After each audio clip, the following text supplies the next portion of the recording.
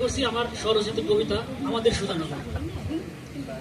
তুমি পদ্মা বিধত রূপলি বালির দুদু বালু চর, আপন মায়ায় ভালোবেসে বাঁধিয়াছে তোমাতে ঘর। পদ্মার জল করে ছলছল তোমার চারিপাশে, গড়েছি বসত তোমাতে তাই যুগে যুগে ভালোবেসে। বর্ষায় তুমি থই থই জলে খেলো যে জল কেলি খেলা, বর্ষা শেষে তোমাতে তাই বসাই নৌকা পাইছেন মেলা। ভরা বর্ষায় বিল গাজনায় অথই জলের রাশি, অপরূপ তুমি তোমাকে তাই হৃদয় দিয়ে ভালোবাসি। বিল গাজনার বোয়াল বাইম কই সরপুটি রুই আর কাকিলা, মাছের নেশায় বিভোর জেলে থাকে সকাল সন্ধ্যা বেলা। বিল গাজনার শুষ্ক মাঠে ধান আজ পেঁয়াজের চাষ, সেই ফসলেই থাকে কৃষক হাসি খুশি 12 মাস। সুধানগরকে বলা হয় যে পেঁয়াজের রাজধানী, দেশ বিদেশে আমরা সবাই সে কথা জানি।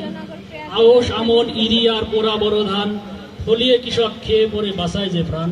তাঁতিবন্ধ বিজয় গোবিন্দ চৌধুরীর জমিদার বাড়ি এক প্রত্নতাত্ত্বিক নিদর্শন। দুলাই আজিম চৌধুরীর জমিদার বাড়ি দেখতে কতই না সুদর্শন। হজরত শাহ মাহতাবুদ্দিন আউলিয়ার মাজার শরীফ ও সর্ববৃহৎ গোবিন্দপুর কবরস্থান, এ সকল স্থানে জিয়ারতে গেলে জুড়িয়ে যায় যে প্রাণ। এ জনপদে জন্মেছে যে কত কত জ্ঞানী গুণী, কজনই বা খবর রাখি আর কজনই বা জানি। আব্দুল গনি হাজারি, মোহাম্মদ মুনসুর উদ্দিন ও সর্দার জয়েন উদ্দিন, এদের অবদান অপরিসীম, শুদ্ধ কি করে এদের ঋণ। চিন্ময় লাহিড়ী, একে খন্দকার, মির্জা আজিজুল আহমেদ, তফিজউদ্দিন ও আজিজুর রহমান এ জনপদের সন্তান। রাখতে পারি আমরা যেন এ গুণীজনদের মান। ধন্যবাদ। ধন্যবাদ আনিসুর রহমান মিলন।